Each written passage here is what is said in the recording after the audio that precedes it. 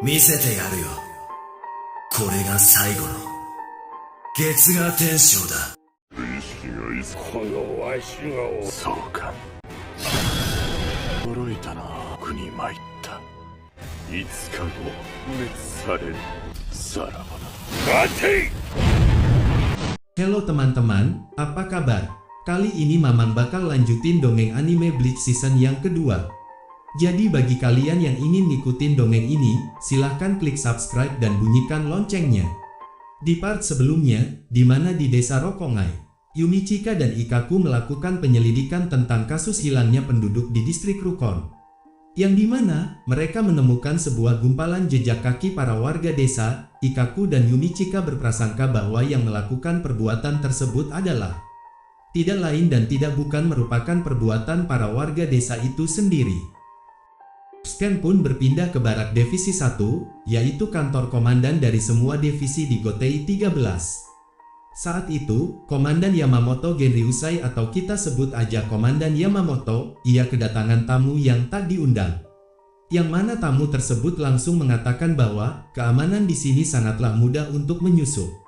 Dan mereka pun mengatakan bahwa kami akan menghancurkan Soul Society sampai rata dengan tanah dalam jangka waktu 5 hari ke depan.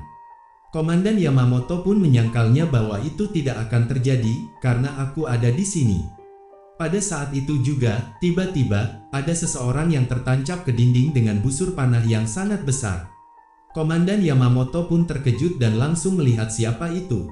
Dan ternyata, seseorang tersebut adalah Sasakibe, yaitu wakil dari Komandan Yamamoto itu sendiri. Setelah kejadian tersebut, tamu yang tak diundang itu pun mengucapkan selamat tinggal dan akan menghilang. Namun, Komandan Yamamoto yang sudah naik pitam, karena wakilnya telah dibunuh, ia pun langsung mengeluarkan Shikai dari Zanpakuto-nya itu. 13体粗末にお目にかかる。意識がいつこのわしがそうか。驚いたな。国参った。5日後滅される。さらばだ。待て。しなければ源流祭と奴らはバカよ。 Setelah menghilangnya tamu yang tak diundang itu, kembali ke Sasakibe, sebenarnya ia ingin menyampaikan sesuatu kepada Komandan Yamamoto tentang kejadian tadi. Tapi, karena Sasakibe sudah tak kuat lagi menahan luka yang disebabkan oleh busur panah yang besar dan panjangnya sama dengan satu tiang listrik, ia hanya menyampaikan 2 kata saja kepada Komandan, yaitu, bangkai kita. Di sini Mamang akan jelaskan sedikit tentang masalah di kantor Komandan Yamamoto, yaitu tamu yang tak diundang itu disebut Wandenreich atau kumpulan para Quincy. Dan 2 patah kata yang disampaikan Sasakibe tersebut dimaksud bahwa mereka para Wandenreich atau kumpulan para Quincy itu, mereka bisa mengambil bangkai dari para Shinigami. Jadi dapat disimpulkan bahwa sebelumnya Sasakibe telah bertarung dengan para Wandenreich itu, dan kalahnya Sasakibe disebabkan bangkainya yang telah diambil oleh mereka. Kita kembali ke Ichigo, di mana kemarin Ichigo bertemu dengan Eberen, dan ingin menanyakan beberapa hal, namun Eberen yang udah kesal karena dianggap Arrancar, ia pun langsung mengeluarkan kekuatannya. Eberen yang terus-menerus menyerang Ichigo sambil memprovokasinya, dan menyuruh Ichigo mengeluarkan bangkainya itu. Sementara itu, Ichigo yang terus-terusan ditekan, berusaha menghindar dan memikirkan dari mana asal Eberen ini.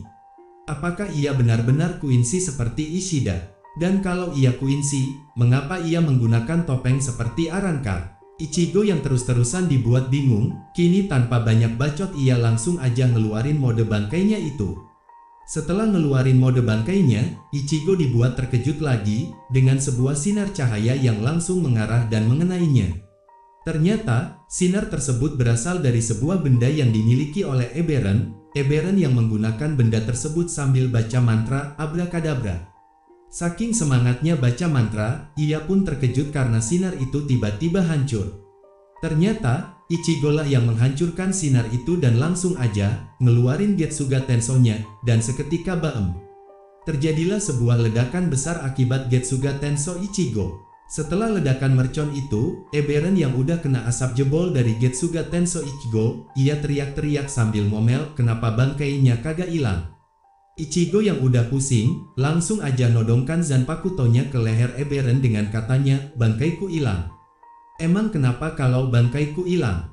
Eberen yang mau jawab pertanyaan si Ichigo, malah datang sebuah bayangan hitam yang mulai menyelimutinya dan membuat Ichigo terdiam sambil berkata, apa ini? Seperti garganta yang digunakan Arrancar. Mendengar Ichigo ngomong kayak gitu, sesambil tubuhnya hilang, Eberen langsung ngomong bahwa bayangan tersebut hanya untuk orang terpilih saja dan seketika itu juga ia menghilang.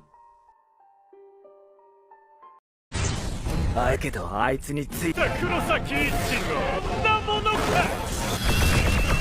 私には勝てんぞ乗ってみるか。挽回黒崎一郎なんだ来た月が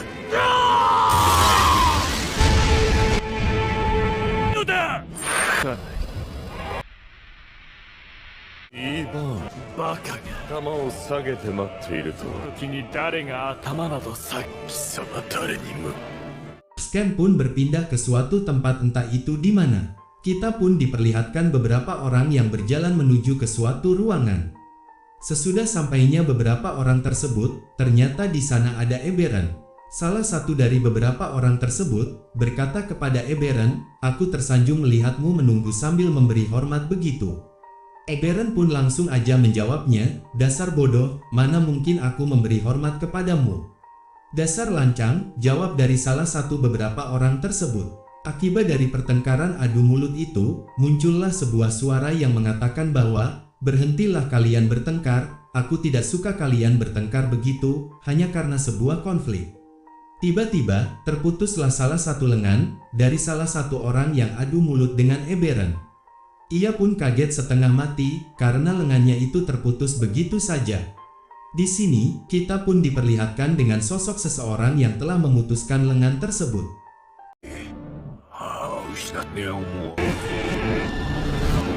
Di sini kita tidak diberitahu siapa orang tersebut dan tempat apa itu.